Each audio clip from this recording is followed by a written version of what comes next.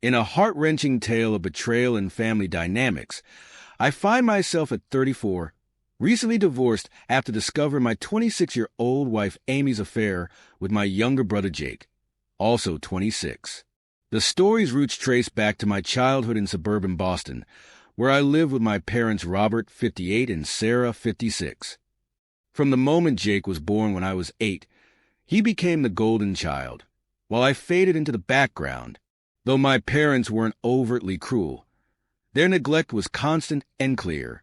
A defining moment came during my 6th grade science fair, where I created an intricate solar system model with precise orbital calculations, earning first prize and special recognition.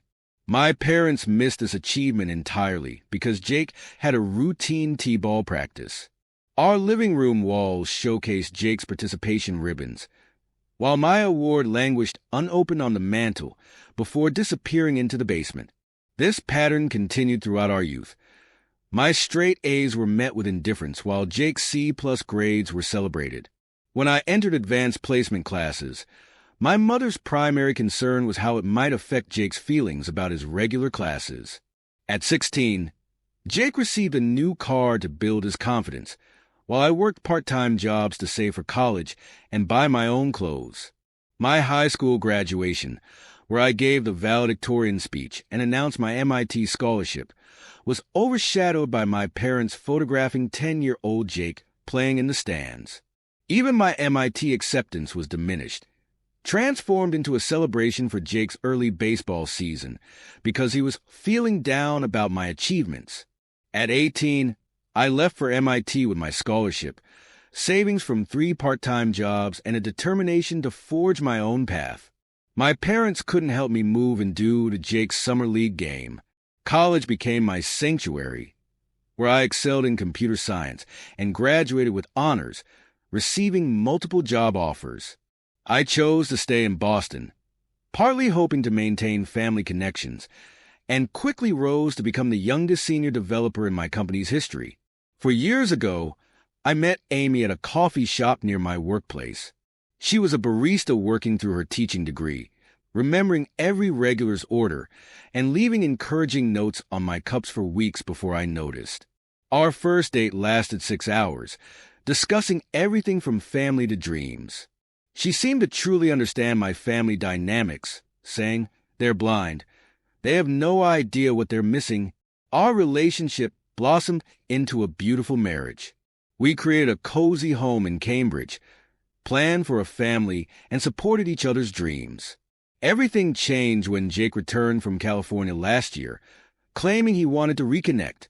Amy encouraged me to give him a chance, believing people could change. Initially, Jake seemed reformed, acknowledging his privileged childhood and appearing genuinely interested in my life. However, things began shifting subtly. He started visiting our home while I was at work, using my coffee mug and developing inside jokes with Amy. I ignored the warning signs, their sudden silences when I entered rooms, Amy's secretive phone behavior, their coincidental meetings. The pregnancy announcement came during dinner, with Jake present and suspiciously unsurprised. He became increasingly involved, touching Amy's stomach uninvited and inserting himself into our plans. The truth emerged when I finally checked Amy's phone, discovering months of messages revealing their affair had started shortly after Jake's return. They had hotel meetings, future plans, and discussions about their baby. The pregnancy wasn't accidental. When confronted, Amy used the classic line, "We didn't mean for this to happen." Jake and I just clicked. He understands me better than you ever could. My parents' response was equally devastating, prioritizing Jake once again. "Jake made a mistake, but he's going to be a father now. You need to forgive him and be the bigger person." I immediately contacted a divorce attorney and moved to a hotel. While Amy alternated between begging forgiveness and condemning me for abandoning our family, Jake attempted to force a man-to-man conversation. The final betrayal came when my parents, true to form, chose to protect their younger son, even when he had betrayed their elder son in the worst possible way. Navigating the aftermath of a tumultuous divorce, I found myself at a crossroads, grappling with the fallout of family dynamics that had taken a turn I never expected. My ex-wife, Amy, and my brother, Jake, had initiated an affair during a period when my emotional unavailability had become a focal point in their narrative. They painted me as domineering and emotionally abusive, a portrayal that deeply hurt, especially when it was echoed by my parents. Their testimony suggested that I had always been difficult, burdened by lifelong jealousy of Jake, which seemed to justify their actions in their eyes. In the wake of our court proceedings, while Amy walked away with a respectable settlement, I managed to retain the condo and a significant portion of my income. I learned that in Massachusetts, infidelity does not negate the obligation of alimony, a small victory amidst the chaos. At 34 years old, I found myself divorced and completely estranged from my family. I had cut off communication, blacklisting their numbers, changing my email, and even instructing building security to deny them entry into my life. Yet, despite these measures, I often question if I could have done something differently to avoid this painful scenario. However, deep down, I recognized that I was not the one who had betrayed anyone. The blame for turning family against family did not rest on my shoulders. As I began to heal, I thought my family would respect my decision to step back. But it wasn't long before they attempted to disrupt my newfound peace. A month after our divorce, during a crucial meeting at work, my office receptionist interrupted me with a message that my mother, Sarah, was waiting in the lobby, insisting on speaking with me. She lingered for over an hour, demanding to see her son, while my colleagues observed my escalating discomfort. My phone started buzzing with calls from unknown numbers, revealing that my mother had rallied other family members to contact me, creating an unrelenting wave of pressure. When I finally answered one of the calls, it was my Aunt Linda. She wasted no time in informing me about Jake and Amy's struggles. Jake was having difficulty securing a job, and their financial situation was precarious after the settlement. I felt an ironic satisfaction in hearing that their actions had finally led to tangible consequences in their lives. But the situation escalated further when I learned that my parents were financially supporting not only Jake and Amy, but also covering Amy's prenatal medical expenses, depleting their retirement savings in the process. They were now in a panic, and to remedy this, they wanted me to step in and provide financial assistance for the very individuals who had deceived me. I was incredulous when my mother ambushed me at work, launching into a prepared speech about forgiveness and family responsibilities.